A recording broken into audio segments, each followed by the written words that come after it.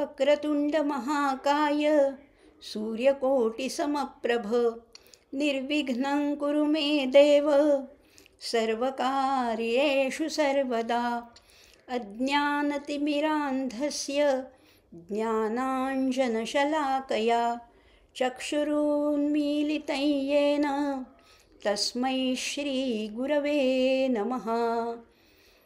ॐ आप्यायन्तु ममाङ्गानि वाक्प्राणचक्षुश्रोत्रम् अथो बलम् इन्द्रियाणि च सर्वाणि सर्वं ब्रह्मोपनिषदं माहं ब्रह्म निराकुर्यां मा ब्रह्म निराकरोत्।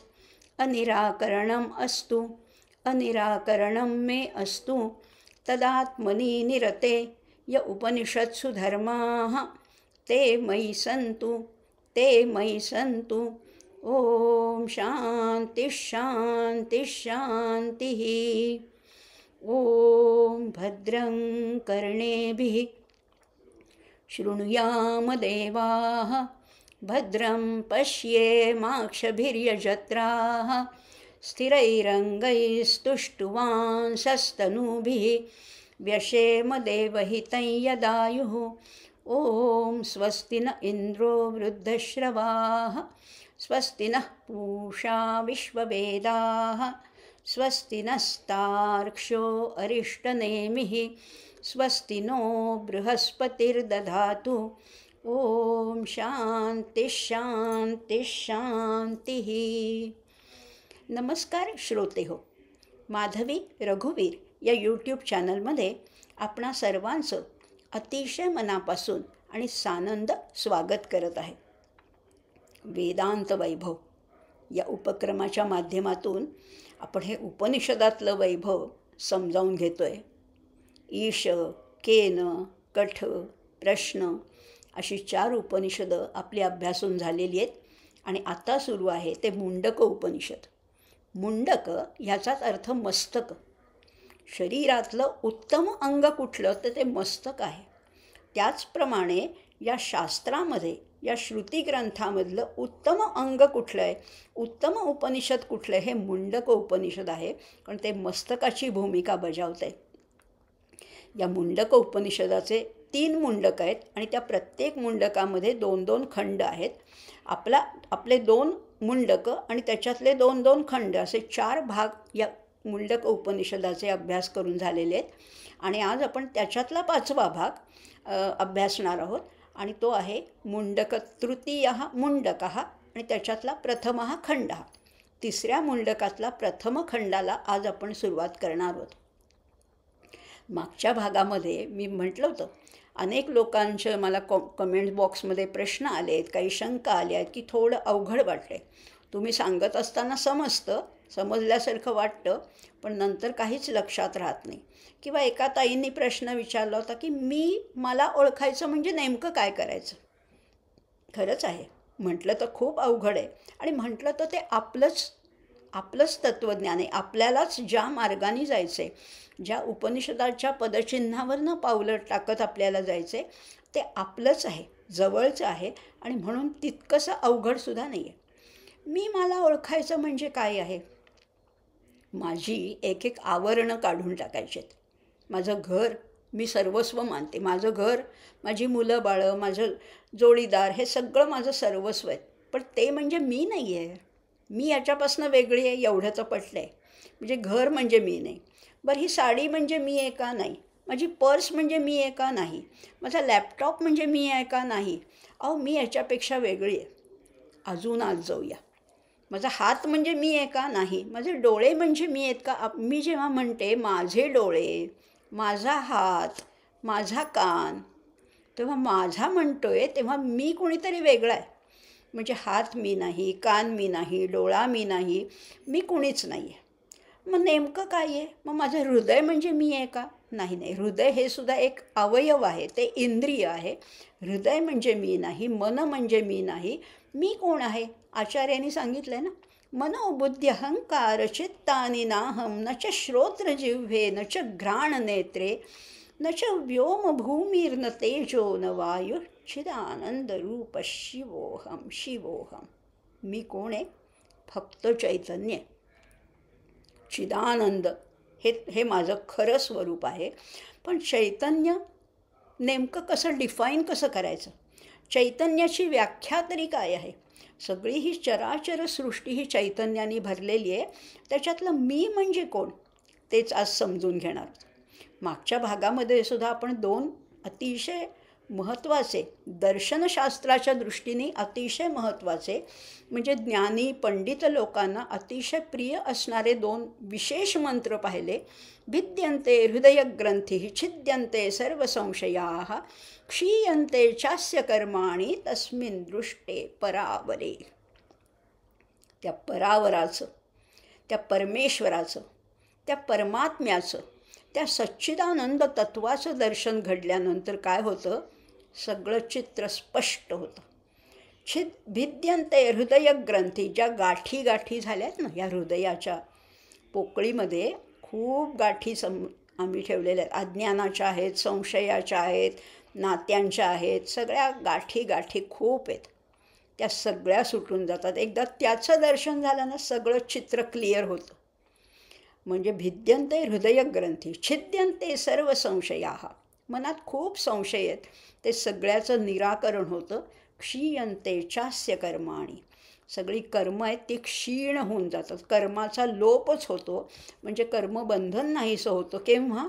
तस्मिन् दृष्टे परावरे. सप्तमी आपण पाहिलं होतं. त्याला पाहिलं असताना या सगळ्या गोष्टी क्षणात होतात. त्याला पाहिलं की हे सगळं स्पष्ट होत जातं, असं पाहिलं होतं. आणि तो कोण आहे? तो सगळ्यांना या तेजस्वी ज्या प्रकाशमान वस्तू आहेत, ज्या आवीही आहेत, ज्या दीप्तिमंत आहेत, त्या सगळ्यांना प्रकाश कुणी पुरवला? यांनीच पुरवला आहे. न तत्र सूर्यो भाती, सूर्याला स्वतःचा प्रकाश नाही आहे. न तत्र सूर्यो भाती न चंद्रतारकम नेमा विद्युतो भाती कुतोयम अग्निही. हे विद्युत काय, चंद्र काय, या तारका काय, हे नक्षत्र काय, या सगळ्यांना तेज देणारा हा आहे. मग हा अग्नी, कुतोयम अग्नी, मग अग्नीचं तर काहीच महत्त्व नाही ह्याच्या पुढे. सगळ्यांमध्ये उष्णता देणारा, तेज देणारा, प्रकाश देणारा हा आहे. तमेव भांतम अनुभाती सर्वम तस्य भासा सर्वमिदं विभाती. त्याच्या तेजामुळे हे सगळे कामं करतायत, त्याच्या ऑर्डर्स फॉलो करतायत. असंही हाही महत्त्वाचा मंत्र आपण मागच्या भागामध्ये पाहिला होता. पण इथपर्यंतचा जो भाग होता ना, तो ज्ञानी पंडित विद्वान लोकांसाठी होता. म्हणजे आपण तुमच्यापैकी कोणी नाही आहेत असं मला अजिबात म्हणायचं नाही आहे, पण म्हणूनच तो थोडा कळायला कठीण होता. पण आज आपण तृतीय मुंडकः आणि प्रथम खंड याचा अभ्यास करणार आहोत. 3ऱ्या मुंडकातला पहिला खंड. अजून एक खंड पुढे आहे, पण हा खंड ह्या दृष्टीने महत्त्वाचा आहे की ह्याच्यामध्ये एक लहानसं रूपक आहे, किंवा एक दृष्टांत आहे, किंवा एक लहानशी कथा आहे, लघुकथा असं म्हणता येईल त्याला. त्या कथेवरनं आपल्याला निश्चितच मी कोण आहे हे निश्चितच कळणार आहे. आणि मी कोण आहे तो मंत्र आधी वाचूया, आणि त्याच्यावरनं त्याचं स्पष्टीकरण बघत आपल्याला या सगळ्या प्रश्नांचा उलगडा होईल अशी खात्री वाटते मला, किंवा असा विश्वास वाटतो आहे. बघूया मग हा पहिला मंत्र काय आहे. तो मंत्र असा आहे. द्वा सुपर्णा सयुजा सखायाः समानं वृक्षं परिषस्व जाते. द्वा म्हणजे 2, सुपर्णा 2, सुपर्ण म्हणजे पक्षी आहेत. कसे आहेत? सयुजा, सारखे दिसायला एकसारखे आहेत. सखाया, दोघांमध्ये सख्यत्व आहेत. आणि समानं वृक्षं परिषस्व जाते, एकाच झाडावर बसलेलेत, वस्ती करून आहेत. तयोः अन्यः पिप्पलं स्वातु अत्ति. त्याच्यातला एक जण जो आहे तो पिंपळाची गोड फळं खातो. आणि अनश्नन अन्ये अभिचाकशीती. आणि दुसरा आहे तो फळं बिळं काही खात नाही, पण तो नुसता त्याच्याकडे बघत राहिलेला आहे. तो साक्षी भावाने, तटस्थ भावाने बघतोय. आता कोण येथे 2 पक्षी? दोन्हीही अगदी सारखे आहेत बरं का, अगदी सारखे दोन्ही पक्षी आहेत. आणि एकमेकांशी सख्यत्वानी, मैत्रीच्या नात्याने बांधलेले असे 2 पक्षी आहेत. आणि हे वृक्ष कोण आहे? तर वृक्ष आणि पक्षी हे कुणाला म्हटले? इथे आत्म्याला पक्षी म्हटलेलं आहे. आत्म्याला पक्षी म्हटले. आता हा आत्मा म्हणजे नेमका काय आहे बघूया.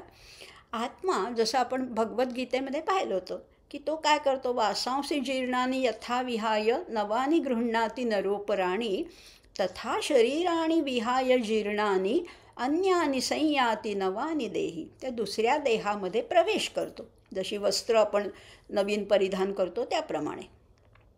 आता एका देहातनं दुसऱ्या देहामध्ये जातो म्हणजे उडून जातो ना. आपण सुद्धा अलंकारिक भाषेमध्ये प्राणपक्षी उडून गेला असंही म्हटलेलं आहे. किंवा कबीरांनी सुद्धा म्हटलेलं आहे ना, दसद्वारे का पिंजडा तामे पंछी पौन रहीब को अचरज है जाए तो अचरज कौन. त्याच्यामध्ये सुद्धा त्या प्राणाला पौन म्हटलेलं आहे. त्या पिंजऱ्यात राहणारा तो पक्षी असं म्हटलेलं आहे. त्यामुळे आत्म्याला नेहमीच पक्ष्याची उपमा दिली जाते, कारण तो उडून जातो. एका वृक्षावरनं दुसऱ्या वृक्षावर जसे पक्षी जातात तसा उडून जातो. त्यामुळे इथे हे दोन जे पक्षी आहेत ते आत्म्याचं स्वरूप आहे. आणि वृक्ष कशाला म्हटलं आहे? वृक्ष हे देहाला म्हटलेलं आहे. एकाच देहाच्या आश्रयाने हा राहतोय. मग आता तुम्हाला प्रश्न पडेल, म्हणजे दोन आत्मे असतात का काय? दोन पक्षी म्हणताय ना तुम्ही? नाही नाही नाही नाही, दोन आत्मे नाही आहेत. पण हे आत्म्याचं रूपक नक्की काय सांगतंय तेच बघणार आहोत आपण. एका झाडावर म्हणजे त्या शरीराच्या वृक्षावर. आता माणूस जन्माला येतो तेव्हा नेमकं काय होतं? तो चैतन्य घेऊन जन्माला आलेला असतो ना. चैतन्य घेऊन जन्माला आलेला असतो आणि हे चैतन्य शुद्ध चैतन्य असतं. जन्माला येताना ह्या चैतन्याला कुठलंही मालिन्य नसतं, कशाचाही मलिनतेचा स्पर्श नसतो, अशुद्धता नावाला सुद्धा नसते. पण हळूहळू काय होतं, जसं जसं त्या बाळाचं वय वाढत जातं, जसा जसा तो मोठा होतो तसा त्या उपाधीमध्ये अडकत जातो आणि चैतन्य हे मलिन होत जातं. आणि हे मलिन चैतन्य त्यामुळे ते जडत्वाकडे झुकत जातं, त्याच्यातलं शुद्ध चैतन्य कमी होतं. आता इथे जे म्हटलेलं आहे, जो खालचा पक्षी आहे त्याला म्हटलेलं आहे जीवात्मा, जो आपण आहोत. आणि वरचा आहे तो शिवात्मा आहे. वरचं आहे ते शुद्ध चैतन्य आणि खालचं आहे ते मलिन चैतन्य. जीवात्मा आणि शिवात्मा हा सगळा खेळ आहे. खालचा पक्षी काय करतोय? उड्या मारतोय. ह्या फांदीवरनं त्या फांदीवर, त्या फांदीवरनं आणखीन वरती, असं काहीतरी चाललेलं आहे. हे सगळं करत असताना त्या पिंपळाच्या झाडाची लाल चुटूक लाल बुंद अशी जी फळं आहेत ना ती खाण्याचा तो प्रयत्न करतो. आणि म्हणून तो मध्येच या फांदीवर, मध्येच त्या फांदीवर, मध्येच या फळाची चव बघतोय, त्या फळाची बघतोय. कधी गोड लागतंय, कधी कडू लागतंय, पुन्हा वरती जातोय. असं सगळा त्याचा प्रवास चालू आहे, उड्या मारणं चालू आहे. आपलं प्रतीक आहे, आपण आहोत हे. आपणसुद्धा कधी हे फळ घ्यायला जातो, कधी ते, कधी वाटतं की नाही नाही मला हे मिळालं म्हणजे बास, हे मला मिळायला पाहिजे. ऑफिसमध्ये हे प्रमोशन पाहिजे, इथे इन्क्रीमेंट पाहिजे, आत्ता राहते त्याच्यापेक्षा मोठं घर पाहिजे, मोठी गाडी पाहिजे, अशी समाजामध्ये प्रतिष्ठा पाहिजे. आपणही वेगवेगळ्या फळांच्याच मागे लागलो आहे ना. आपणही वेगवेगळी फळं खाण्याचा प्रयत्न करतो आहे. म्हणून तर आपली धावाधाव चालू आहे, या फांदीवरनं त्या फांदीवर. पण या पक्षाचं काय होतं, मध्येच हे सगळं चालू असताना सहजच, अगदी सहजच त्याचं लक्ष वरच्या फांदीकडे जातं आणि तो म्हणतो, अरे वरती एक माझ्यासारखाच, अगदी सेम माझ्यासारखाच एक पक्षी बसला आहे. तो काही उड्या बिड्या मारत नाही आहे, तो काही या फांदीवरनं त्या फांदीवर जात नाही. तो शांत आहे, तटस्थ आहे, साक्षी आहे. तो नुसता बघतो आहे. आणि तो फळं खात नाही म्हणून तो काही अशक्त झाला आहे, दुर्बल झाला आहे असंही काही दिसत नाही. उलट तो माझ्यापेक्षा जास्त तेजस्वी आहे. काय बरं रहस्य असेल ह्याचं? जाणून घ्यावं का? आणि म्हणून हा खालचा पक्षी 2 फांद्यावरती जातो की हां त्याच्यापर्यंत जावं, तिथे पोचावं. जातो खरा, ठरवतो, निश्चय करतो, पण तेवढ्यात त्याला एक अतिशय आकर्षक असं फळ दिसतं म्हणून परत खाली येतो. परत खाली येतो, 2 फळं गोड लागतात, 3रं फळ खायला जातो तर ते कडू लागतं. पुन्हा म्हणतो नाही नाही तिथे जायचं ठरवलं होतं ना, तिथे जाऊया. पुन्हा जाण्याचा प्रयत्न करतो, पुन्हा काहीतरी आकर्षक वस्तू दिसते, पुन्हा खाली येतो. आपलं चित्र आहे हे. आपण असेच आहोत ना. आपल्याला कधी सत्संगाला गेलो, कधी कुठल्या प्रवचन ऐकलं, कधी कोणी संत साधू संतांचा उपदेश आपल्याला मिळाला, तर आपल्यालाही वाटतं की नाही नाही, हे सगळं प्रपंच मिथ्या आहे, आपल्याला तिथे जायचं आहे असं वाटतं खरं, पण नाही न जात. जाण्याचा प्रयत्न करतो आम्ही, प्रयत्न करतो, पण तेवढ्यात पुन्हा प्रापंचिक काही अडचणी येतात, काही आजारपण आहे, काही कार्य आहे कशात, आणि परत आम्ही खाली येतो. जो ठरवलेला संकल्प आहे तो सगळा बारगळतो आणि आमचं हे सगळं खालीवर चालू आहे. कधी परमार्थ, कधी प्रपंच. जास्त प्रपंचातच आहोत. परमार्थाकडे जाण्याचा आम्ही थोडा प्रयत्न करतो, पुन्हा खाली येतो. पक्षी हे कोणी वेगळे नाही आहेत, आम्हीच आहोत. आमचंच हे सगळं चित्र आहे. आणि तो खरा जो वरती आहे ना, तो मात्र तटस्थ आहे, तो साक्षी आहे. ही जी माझी धडपड चालली आहे ना, ह्या धडपडीकडे तो बघतो आहे. आणि मात्र त्यात तो साक्षी तटस्थ पक्षी म्हणजे आपल्यातलं जे दिव्य स्फुल्लिंग आहे ते आहे. आणि म्हणून तो कर्मही करत नाही, तो सुखाचा उपभोग घेत नाही किंवा दुःख सोसत नाही आणि त्याचा ताठाही मिरवत नाही, असा तो नुसता साक्षी आहे. तिथपर्यंत पोचायचे. खरं ते आहे ते बिंब आहे आणि मी आहे तो प्रतिबिंब आहे. आकाशातलं सूर्यबिंब कधी कंप पावतं का हो? आकाशातलं सूर्यबिंब आहे तसंच आहे, पण त्या सूर्याचं जेव्हा तलावामध्ये प्रतिबिंब पडतं, त्या तलावामध्ये तरंग उठतात, तेव्हा ते सूर्याचं प्रतिबिंब असं कंप पावल्यासारखं वाटतं. वस्तुतः सूर्य आहे तसाच आहे, प्रतिबिंब मात्र कंप पावतं. आमचं तसंच झालं आहे. त्या मूळ शुद्ध चैतन्य आत्म्याचं प्रतिबिंब जीवात्म्यामध्ये पडले आणि त्यामुळे जीवात्मा इकडे तिकडे ह्या फळाच्या मागे या भ्रांतीमुळे तो ह्या फळाला टोच मारतोय, तिकडे टोच मारतोय, असं सगळं आहे. आणि कधी कडू फळ येतं, कधी गोड फळ मिळतं. तर आपल्यालाही तसंच आहे, कधी सुख वाटायला येतं, कधी दुःख आहे. आणि दुसरा पक्षी मात्र हे सगळं साक्षी भावानी बघतोय. तो काही खात नाही म्हणून तो मलूल नाही आहे, अशक्त नाही आहे. या वरच्या फांदीवरचा पक्षी साक्षी भावाने पाहत असतो, कारण त्याला वेदना नाही आहेत, त्याला अपेक्षाभंग नाही आहे. तो अपूर्णतेच्या पलीकडे तो पूर्ण आहे, अतिशय पूर्ण आहे. आणि आपण मात्र सारखे हालचाल करणार आहोत. आपला जिना आहे तोच मुळे हालता जिना आहे, त्याच्यावर उभे आहोत. आपल्याला जर का स्थिरभूमी पाहिजे असेल तर जमिनीवर पाऊल ठेवायला पाहिजे. आपण सारख्या हालचाली करतोय, सारखं इकडे धाव तिकडे धाव, हे पाहिजे ते पाहिजे. अशा जर का आपण प्राकृतिक स्तरावर काम करत राहिलो तर आपल्याला कधीच शांती आणि आनंद मिळणार नाही. तिथपर्यंत जायचं असेल तर स्थिर भूमी पाहिजे, अचल पाहिजे. आणि म्हणून हा जो मंत्र आहे ते हेच सांगतोय. वस्तुतः आपल्या आयुष्यातसुद्धा अगदी हेच सगळं घडत असतं, नाही का? आपल्याला जायचं आहे तिथपर्यंत, हेही मान्य आहे, पण तरीसुद्धा आपण तिथपर्यंत पोचत नाही. आपल्याला पोचायचं आहे, खूप खंत वाटते की अरे मी का नाही तिथे मी जायला पाहिजे असं वाटतं आहे. किंवा आपल्या आजूबाजूलासुद्धा असे अनेक जेव्हा थोर पुरुष असतात, संत आहेत, सज्जन आहेत, किंवा अगदी सज्जन जाऊ दे, हे फार मोठा शब्द झाला.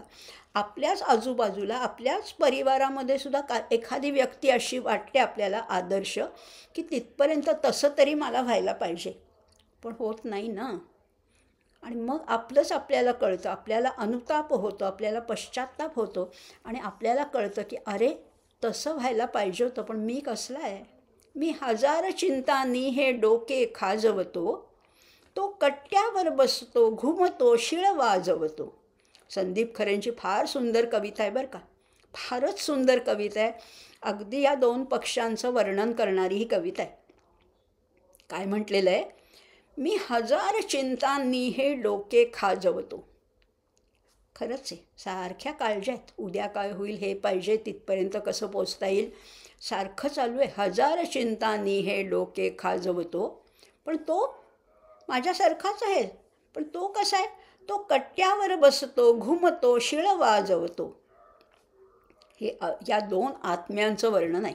त्यामुळे खरंच आहे, या इतक्या गोष्टी आणि आपल्याला कळतं आपण किती चुकीचे वागतो आहे, आपण किती वाईट वागतो आहे आणि तो किती चांगला वागतो आहे. मी जुनाट दारापाशी मी जुनाट दारा परी किरकिरा बंदी. मी कसा आहे, जुनाट दार असतं ना कर वाजणारं, त्याच्या मागे मी स्वतःला बंदिवान करून घेतलेलं आहे. मी जुनाट दारा परी किरकिरा बंदी, तो सताड उघड्या खिडकी परी स्वच्छंदी. तो कसा आहे, उघडी खिडकी आहे ना त्याच्याप्रमाणे तो स्वच्छंदी आहे. मी जुनाट दारा परी किरकिरा बंदी, तो सताड उघड्या खिडकी परी स्वच्छंदी. मी बिजागरीशी जीव गंजवत बसतो.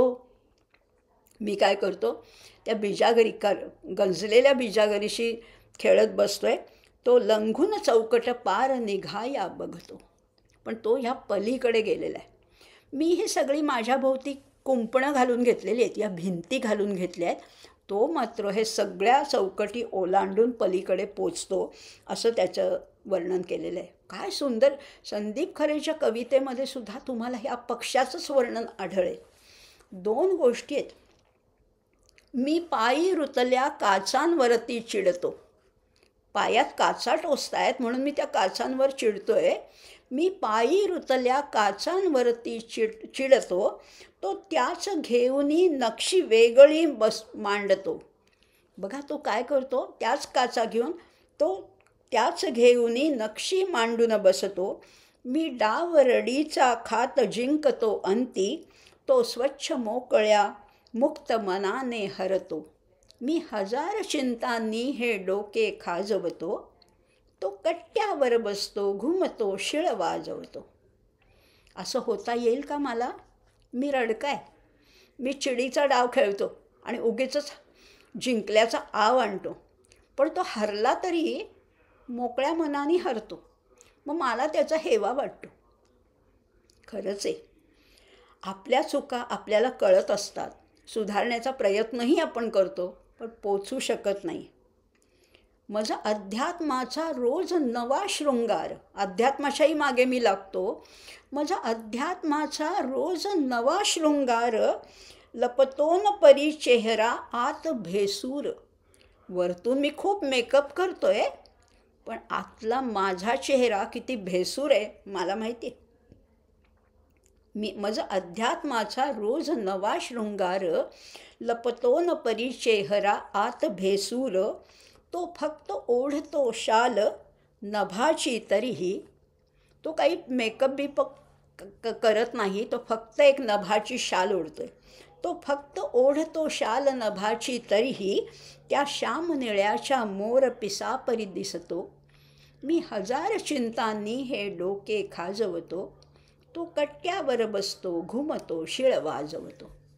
माझंच वर्णन आहे होय. मी कसला रडकाय, मी कसला हट्टी आहे. मी चिडून काहीतरी मला जिंकल्याचा आव आणतोय, पण त्याला त्याचं काहीच नाही. तो हरला तरी त्याला ते शोभून दिसते.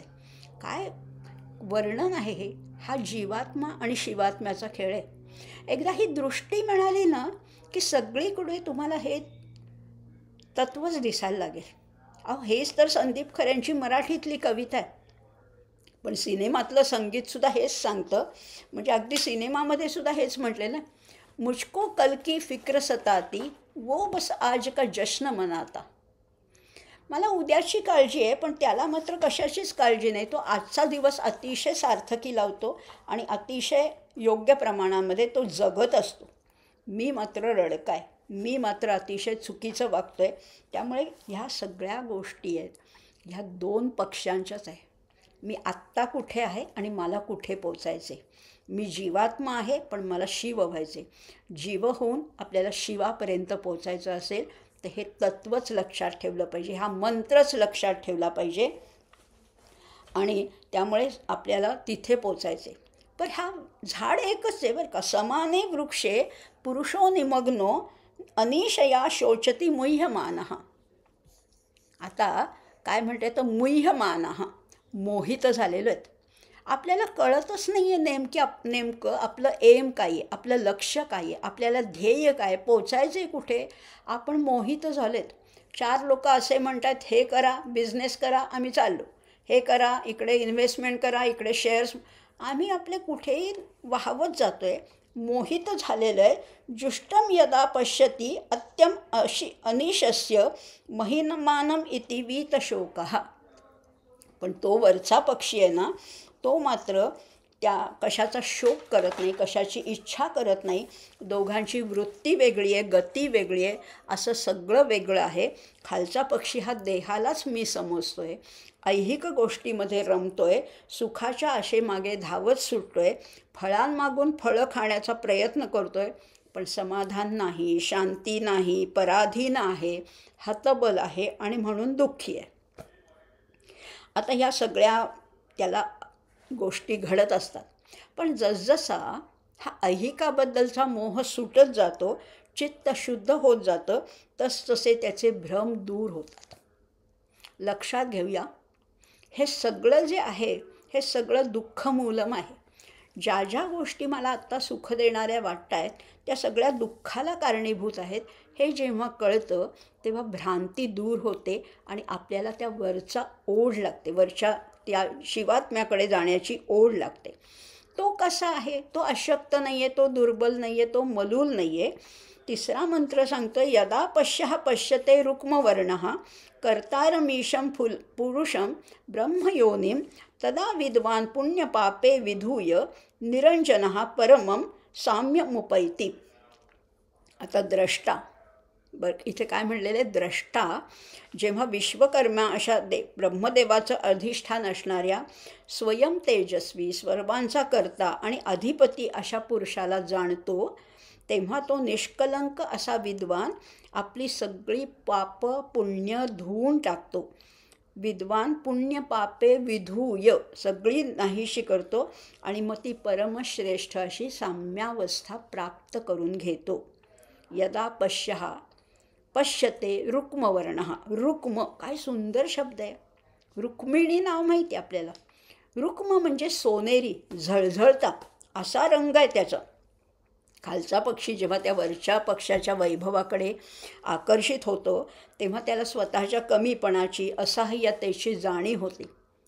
आत्तापर्यंत माहितीच नव्हतं ना, कारण माझ्या आजूबाजूला अशीच लोक आहेत माझ्यासारखीच धावाधाव करणारी. पण जेव्हा तो वरती बघतो तेव्हा मी किती असहाय्य आहे, मी किती कमकुवत आहे याची जाणीव होते आणि त्याच्यासारखं होण्याची ओढ लागते. स्वतः ही पहिली पायरी आहे बरं का. स्वतः परिच्छिन्न आहोत, परवश आहोत अशी जाणीव झाल्याशिवाय त्या पूर्णत्वाचा ध्यासच लागणार नाही असं म्हटलेलं आहे. बरं, तो वरचा पक्षी कसा आहे, लखलखीत आहे, सोनेरी वर्णाचा आहे, रुक्मवर्ण हा. आणि त्यांनी दिलेल्या ऊर्जा शक्तीमुळेच आम्ही सगळी ही कामं करतोय ना. त्या असं ज्याला कळतं त्याला द्रष्टा असं म्हटलेलं आहे. आणि मग तो देहातीत होतो, गुणातीत होतो. आणि मग असे लोक, असे धीर पुरुष, असे थोर पुरुष ब्रह्मज्ञानी होतात, ब्रह्मच होतात. आणि मग असा भाग्यवान साधक त्या तिथपर्यंत पोचतो, त्या विनाशी विक्षेपांचा सगळ्या अंत होतो. आपला जो मर्यादितपणा आहे, आपली जी अनित्यता आहे, या भावना सगळ्या विरून जातात आणि मग त्याला जगातली कोणतीही परिस्थिती अडवू शकत नाही, अस्वस्थ करू शकत नाही. आणि मग असा माणूस त्या आशेचा, शांतीचा दीपस्तंभ ठरतो आणि तो स्वतःच देव माणूस होतो. पटलं की नाही तुम्हाला? आपल्याला कुठे जायचं आहे? देवत्वाकडे म्हणजे माणसाकडनं आपल्याला देवत्वाकडे जायचं असेल तर मधली पायरी आहे देव माणूस व्हायचे. एकदम देव नाही होणार, पण माणसाकडनं आपल्याला देव माणूस होता येईल का? आपल्या ह्या अपेक्षा, आपल्या ह्या कल्पना, ही जी अपूर्णता आहे, आपलं जे अज्ञान आहे ते सगळं दूर सारायचे आणि वरपर्यंत पोचायचे. निदान प्रयत्न करायचे. निदान मी मर्यादित आहे, मी परिच्छिन्न आहे, मी अपूर्ण आहे, मी रडका आहे, हे मान्य करायचे. म्हणजे मग आपल्याला तिथपर्यंत पोचता येईल असं म्हटलेलं आहे. प्राणो हि एषः यः सर्वभूतैर्विभाती विजानन विद्वान भवते नातिवादी. फार सुंदर आहे. एक एक मंत्र याच्यातला फार महत्त्वाचा आहे. जेव्हा तो सगळ्या ह्या भूतमात्रातून व्यक्त होत असतो असा हा खरोखर प्राणांचाही प्राण आहे. तोच प्राण आहे, एकच प्राण आहे. सगळ्या भूतमात्रामध्ये मधून तो व्यक्त होतो. मुंगीमध्ये पण तोच आहे आणि हत्तीमध्ये पण तोच आहे, डायनॉसॉरमध्ये तोच आहे आणि फुलपाखरामध्ये तोच आहे. तुमच्यात तोच आहे तोच माझ्यात आहे, तो व्यक्त होत असतो. प्राणो हि एषः यहा सर्वभूतैर्विभाती, शोभून दिसतो, प्रकट होत असतो. बीजानन विद्वान भवते नातिवादी. हे कळलं ना, मला वाटतंय की हा माझा शत्रू आहे, हा माझा जवळचा आहे, असं जोपर्यंत वाटतंय, माझ्या मनामध्ये जोपर्यंत भेद आहे तोपर्यंत मी तिथे पोचूच शकणार नाही. पण जेव्हा कळलं की सगळ्यामध्ये तो एकच आत्मा आहे, तोच विलसतोय, तोच प्रकाशतोय, तोच व्यक्त होतो, हे कळतं, तेव्हा आपोआप काय होतं, फार सुंदर आहे बरं. काही स्टेटमेंटच लक्षात ठेवूया. विजानन विद्वान भवते न अतिवादी. एकदा कळलं की जास्त बोलायची गरजच पडत नाही, अंतर्मुख होतोय, आतलं विश्व त्याला दिसायला लागतंय. सगळ्यामध्ये समान तत्वाचा जेव्हा अनुभव येतो तेव्हा खरंच हे कळायला लागतं आणि मग बोलण्याची गरजच उरत नाही. न अतिवादी. वद धातोय, वद म्हणजे बोलणे, वादी म्हणजे वाद घालणे असा अर्थ इथे नाही आहे. न अतिवादी म्हणजे जास्त तो बोलतच नाही, कारण आत्मक्रीड आत्मरती क्रियवान एषा ब्रह्मविदां वरिष्ठा. त्याची आतमध्ये क्रीडा चाललेली आहे, त्या क्रीडेमध्ये तो रत असतो, तो अगदी मस्त होऊन जगत असतो. त्यामुळे त्याला बाकीच्या गोष्टींची गरजच नाही. आत्मक्रीड म्हणजे खेळणे आणि आत्मरती म्हणजे रमणे. त्या बाह्य विषय वस्तूंशी संपर्क होण्यामुळे जो आनंद होतो त्याला क्रीडा म्हटलेलं आहे, आणि संपर्काविना आपल्यामध्ये जो आनंद मिळतो त्याला रती म्हटलेलं आहे. या क्रीडेमध्ये तो स्वतःमध्येच इतका गर्क होऊन जातो. स्वतःमध्ये म्हणजे अप्पलपोटेपणा नाही बरं का, म्हणजे त्याला सगळं चित्र आत्मा स्वतःमध्येच दिसायला लागतं. सर्व भूतानी चात्मनी, सगळी भूतं माझ्यामध्ये, सर्वभूतस्थमात्मानं सर्वभूतानि चात्मनी ईक्षते योगयुक्तात्मा सर्वत्र समदर्शना. एकदा समदर्शन झालं की बाहेर बोलण्याची गरजच पडत नाही, आणि मग अशी व्यक्ती मौन बाळगते. अशा व्यक्तीला एकांत अतिशय प्रिय आहे. जयासी एकांत मानवला अवघ्या आधी कळे त्याला. समर्थ म्हणतायत, ज्याला एकांत आवडतो ना, त्याची बुद्धी एकाग्र होते आणि मग इतरांपेक्षा त्याला चटकन आकलन होतं. म्हणून तर समर्थ घळीत जाऊन राहायचे. समर्थ काय, तुकोबाराय काय, आमचे भंडारा डोंगरावर जाऊन राहायचे. सगळ्याच संतांना एकांतवास प्रिय होता, कारण बाकीच्या बोलण्यामध्ये त्यांना रसच नव्हता. ते नातीवादी झालेले होते. कधी गलबला कधी निव्वळ ऐसा कंठित जावा काळ, असं समर्थाने सांगून ठेवलेलं आहे. अशा आत्मरताला बाकीचं काही काम उरतही नाही, त्या कशाच्या मागे धावायचीही इच्छा नसते.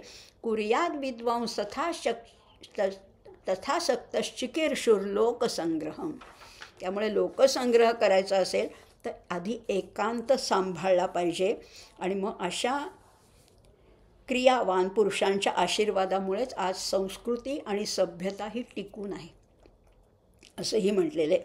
आता पुढे म्हटलेलं आहे, सत्येन लभ्यस्तपसा ह्येष आत्मा सम्यक ज्ञानेन ब्रह्मचर्येण नित्यम अंतःशरीरे ज्योतिर्मयो हि शुभ्रम यः पश्यति यतय क्षीणदोषाः. काय सुंदर, एक एक मंत्र फारच महत्त्वाचं आहे. सत्यवचनी राहून, तपस्साधना करून, संपूर्ण ज्ञान प्राप्त करून, ब्रह्मचर्य व्रताचं पालन करूनच हे आत्मतत्व प्राप्त करता येतं. आणि म्हणून या सगळ्या गुणांचं सातत्याने तू जतन कर, असं शिष्याला म्हणजे इथे शौनकाला उपदेश केलेला आहे. या प्रत्येक गोष्टीला महत्त्व आहे. सत्यवच, आपल्या संस्कृतीने, आपल्या गुरूंनी हाच उपदेश केलेला आहे. उपनिषदामध्ये सतत हे सांगितलं आहे, सत्यम वद धर्मम चर. सत्यवचनी राहायचे, तपस्साधना करायची, प्रतिकूल परिस्थितीचा सामना आनंदाने करता यायला पाहिजे, सगळ्या गोष्टींचा स्वीकार करता आला पाहिजे, नवे दुःखाचा सुद्धा स्वीकार नाही तर सत्कार करता यायला पाहिजे. जे समोर येईल त्याचा आनंदाने स्वीकार करायचा आहे, आणि मग ब्रह्मचर्य व्रताचं पालन करायचं आहे, स्वैराचार नको. या सगळ्या गोष्टी स्वतःवर इंद्रिय संयम बाळगायचा आहे. हे सगळं करत हळूहळू ते आत्मतत्व प्राप्त करता येतं.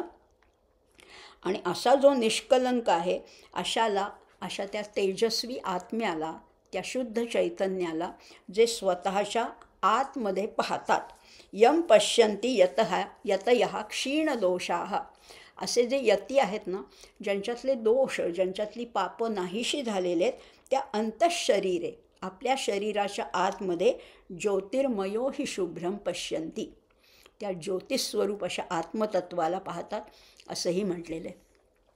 पुढे काय म्हणत आहेत बघूया. आता पुढचा मंत्र अशा दृष्टीने महत्त्वाचा आहे की त्याच्यामध्ये आपल्या भारत देशाचं घोषवाक्य काय आहे? सत्यमेव जयते. सत्याचं अतिशय प्रतिपादन केलेलं आहे.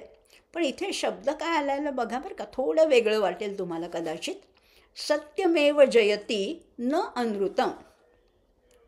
आपण काय म्हणतो? सत्यमेव जयते म्हणतो, पण इथे शब्द आला आहे जयती. आणि खरं एक गंमत सांगू का, हा शुद्ध आहे, हे शुद्ध स्वरूप आहे व्याकरणदृष्ट्या. सत्यमेव जयती न अनृतम. सत्याचाच नेहमी जय होतो, खोट्याचा नाही. जयते हे आर्ष रूप आहे, हे चुकीचं रूप आहे. आपण म्हणायचं नाही, पण जयती हे जास्त शुद्ध रूप आहे. जयते हे थोडं दोषास्पद आहे. सत्यमेव जयती न अनृतम सत्येन पंथाः विततो देवयानः. काय एक सत्याचं महत्त्व. आणि सत्य म्हणजे खरं नाही, सत्य म्हणजे ऑलवेज एक्झिस्ट्स, जे नित्य वर्तमान आहे ते. सत्य म्हणजे सदा वर्तमान असणारं तत्त्व, आणि असत्य म्हणजे जे टिकणार नाही ते. न अनृतम. अनृत शब्द माहिती आहे का तुम्हाला? अनृत म्हणजे खोटं, ऋत म्हणजे खरं, त्याच्या उलट अनृत. ऋत म्हणजे खरं, त्याच्या उलट अनृत. आणि इथे म्हणले नानृतम, खोट्याचा कधीही जय होणार नाही. येन आक्रमन्ति ऋषयो हि आत्मकामाः यत्र तत्सत्यस्य परम विधानम. काय म्हटलेलं आहे?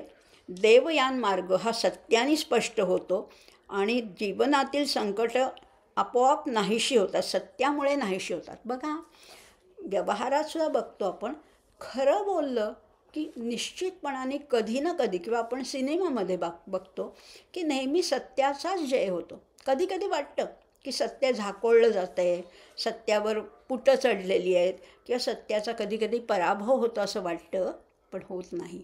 नेहमी अंतिम सत्याचाच जय आहे असंही त्याचं म्हटलेलं आहे.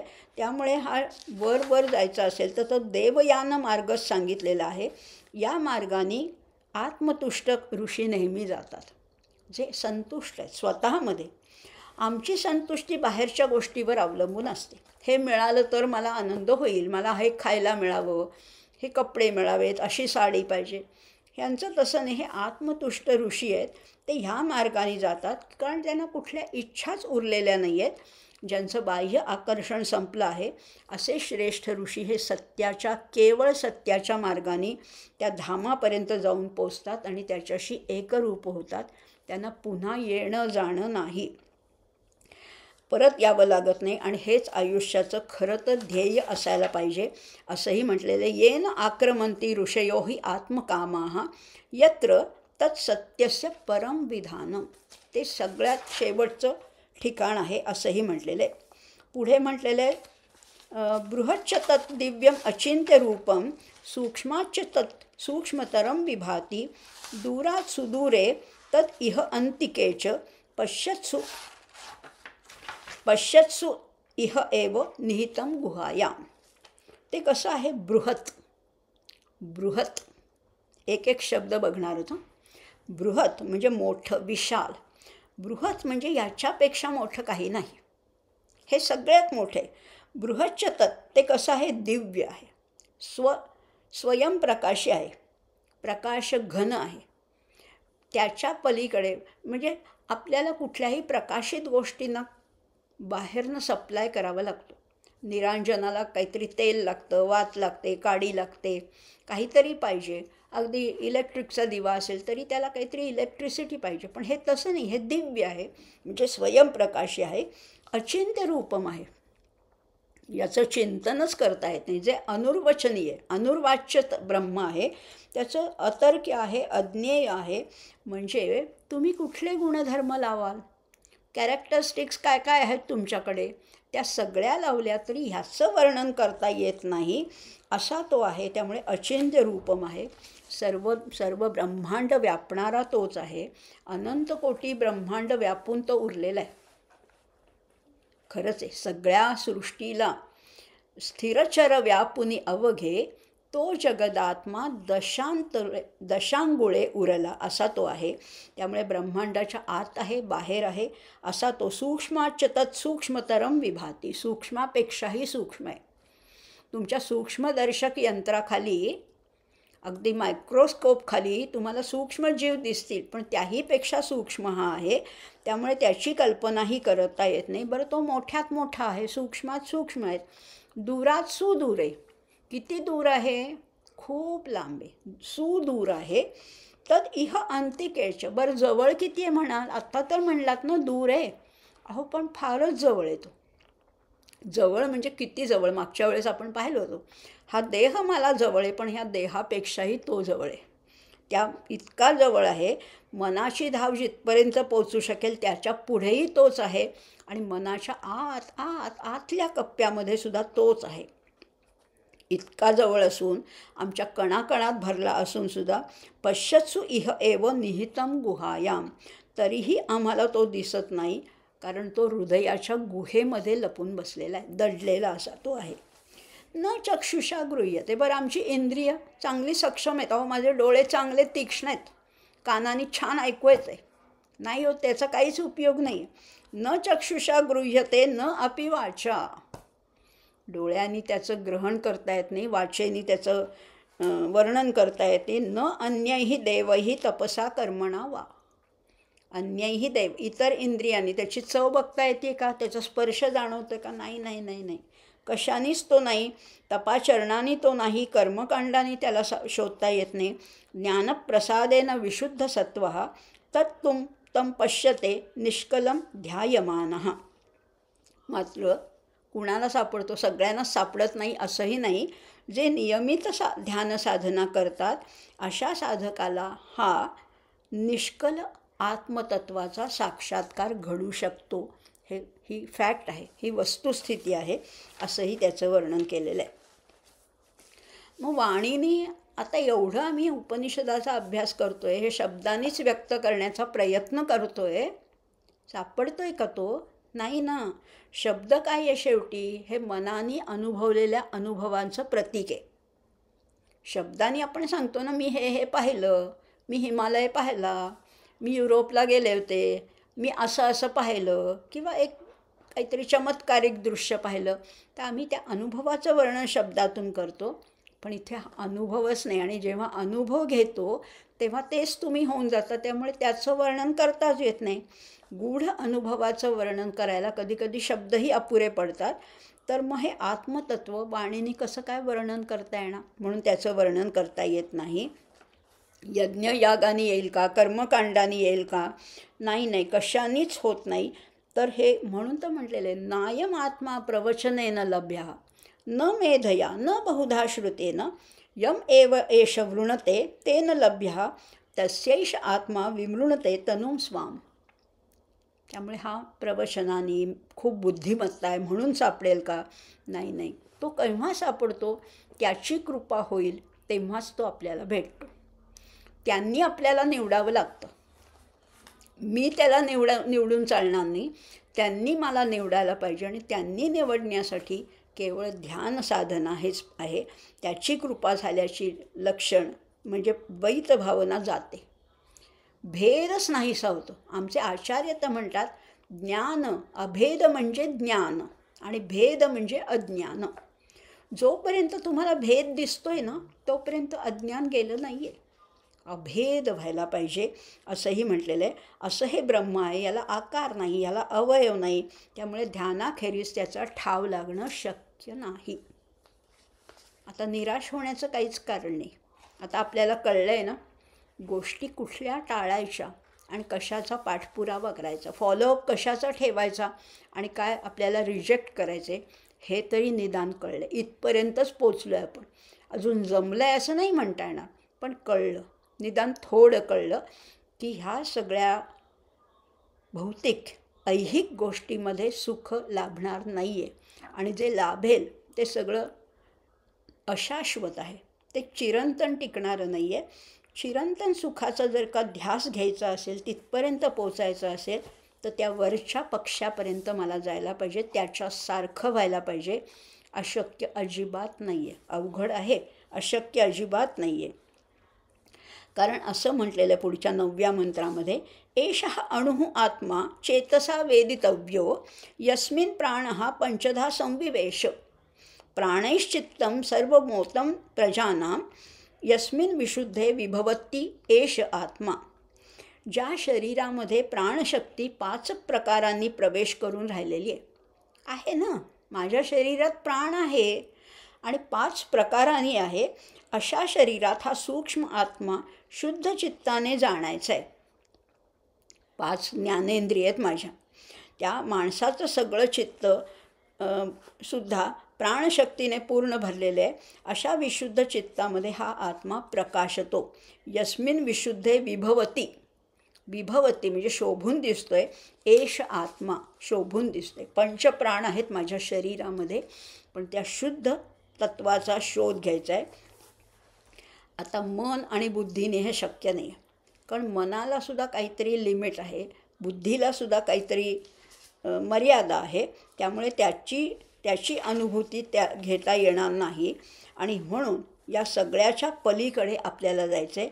अज्ञान आणि अहंकार, आसक्ती आणि तिरस्कार हे माणसाचं चित्त दूषित करतात. ते दोष करून चित्त सुप्रसन्न केलं की आत्मा स्वतः तिथे प्रकाशतो. तुम्हाला त्याचा शोध घ्यायचा नाही आहे, तो तुमच्याकडे येईल. अहो, त्याला पण पाहिजे ना, त्यालाही तुमचा शोध घ्यायचा आहे. तुम्हाला त्यांनी निवडलं, त्याच्यासाठी फक्त एकच करायचं आहे की चित्त आसक्ती आणि तिरस्कार, रागद्वेष वियुक्तैस्तु विषयानेंद्रियैश्चरन् आत्मवश्यैर्विधेयात्मा प्रकाशमधिगच्छति. तिथपर्यंत पोचायचं. तर ही आसक्ती, अति माझं करणं आणि द्वेष हे दोन्ही नको आहे. त्यामुळे अज्ञान नको आहे, अहंकार नको आहे, राग नको आहे, द्वेष नको आहे, आसक्ती नको आहे, आसक्ती नको आहे, तिरस्कार नको आहे. हे सगळं दूषित करणारे घटक जे आहेत ते दूर करायचे. चित्त स्वच्छ करायचे. आरसा लखलखीत घासून पुसून तयार करायचं आहे की मग ते आत्मतत्व आपणहून प्रकाशित होणारे आत्मा स्वतः तिथे प्रकाशतो असं म्हटलेलं आहे 9व्या मंत्रामध्ये. यम यम लोकम मनसा संविभाती विशुद्ध सत्वः कामयते यांश्च कामान तम तम लोकम जयते ताश्च कामान तस्मात् आत्मजं हि अर्चयेत भूतिकामः. अंतःकरण कसं करायचं? पूर्णपणाने शुद्ध. 1% सुद्धा, 1% त्याच्यामध्ये अशुद्धी नको. आणि मग ज्या एकाग्रतेने मनामध्ये चिंतन करायचे, ज्या ज्या कामनांची इच्छा बाळगतो ते लोक आणि त्या कामना तो प्राप्त करतो. म्हणून ऐश्वर्याची इच्छा करणाऱ्यांनी आत्मसाक्षात्कारी लोकांची पूजा करावी असं हे ऋषीने सांगून ठेवलेलं आहे. आमचे तुकाराम महाराज तर म्हणतात, मन करा रे प्रसन्न सर्व सिद्धीचे कारण. मन प्रसन्न करायचे. आपलं आहे का आत्ता? आपलं मन प्रसन्न आहे का? सारखा कुणाबद्दल तरी राग, लोभ, ईर्षा, मत्सर, कामना, भावना, वासना सगळ्या धुमाकूळ घालतायत मनामध्ये. शुद्ध चित्त करायचे. आणि मग जो कोणी ज्ञानी आहे, जो पूर्णपणे हे सगळ्या भावना ज्याच्या वृद्धिंगत झालेल्या आहेत, शुद्ध चित्त झालेला आहे, तो मात्र त्या सर्वश्रेष्ठ अशा पूर्णतेपर्यंत पोचू शकतो.